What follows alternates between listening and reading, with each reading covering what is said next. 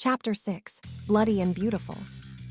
Eventually, to get enough money for violin strings and other stuff she needs to advance her career, Candy agrees to do lap dances. She is 20 already. Her violin is worn from the smaller gigs she has played, and she is due for an upgrade, maintenance at least. Candy's lap dances come with conditions. The men can't touch her, only feel as much of her in their lap as she allows and otherwise just watch. It's basically a performance, a private one. Hell, you are one high-maintenance stripper, the owner of the place tells her with a sigh when she tells him her terms of the lap dances. High maintenance referred to other things, like the color of the spotlights on her, the tempo of the songs she stripped to, the shade of glitter on her skin, the colors of the outfits she wore. If it wasn't for your fucking amazing tits, you wouldn't be worth it. She had heard that one from him before. Yeah, they're almost as big as yours, but I think I lose to you with half a cup size. She replies to him with a smug smile. Since descending from her ivory tower, she has been told many worse things about her worth than the bar owner told her almost daily. Luckily, Candy knows her worth. It can't be measured in Eurobucks, despite that everyone keeps trying to tell her so. Luckily for me, I earn tips with this cleavage, he jokes back at her with a hoarse laugh. And fine, I will set that arrangement up. But I can't promise the sleazeballs will keep their hands off you, even if that is the deal. Don't worry about that. I can control men. Candy answers him with confidence and a lopsided smile. And it does work like that for a month or two. Candy has the men under control, all of them keeping their hands at their sides, watching her and letting her perform for them. She has a confidence about her that makes people mostly give in to her. But then one night she doesn't have control over the man with her. It had never occurred to Candy that a man, or anyone, would not do as she said, would not listen to the word no. It had also never occurred to her that any given man was bigger and stronger than her. It had never occurred to her that people could hurt her. It had never happened before. It all becomes clear to her that night, a harsh reality she has never been faced with before. After the incident, she stumbles backstage, puts on her biggest hoodie and pulls the hood over her head.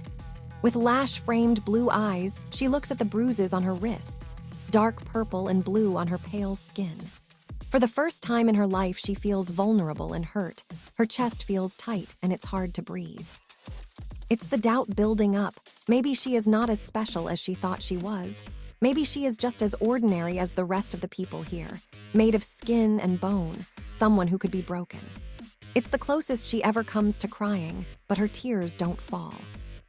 That is how Akiko finds her backstage, sitting uncharacteristically still and looking at the bruises with musing eyes. It's a couple of steps, and she is next to Candy, dark eyes flashing with emotion as she notices the bruises. The anger is bringing her alive, burning like a spreading fire, the kind no one can control. I will kill him, Akiko says once Candy has explained what happened. The words have more of the fire behind them. They are not just smoke. It lights Candy up too, her interest swifting from the drowning doubt to Akiko and the intense feeling she has brought out in the girl. You will. Can I watch? Candy asks with full lips carefully coming to a small smile again. While Night City has offered her plenty of tragedies, a lot of bodies and much blood, it hasn't felt up close and personal. It's in the background somewhere, it's not hers. Not the way the blood flowing from her own palms had been, not the way the life she took from her mother had been, and not the way the holes she shot in her father's body were hers. Maybe this is destiny. This is part of how she learns how to be more powerful again, to be alive. They track him down easily enough. He is still hanging around the club. Akiko lures him backstage with her easily, putting on what Candy thinks is her Yumiko act. Once backstage, there is no hesitation, just a quick flash and a hum as something flashes.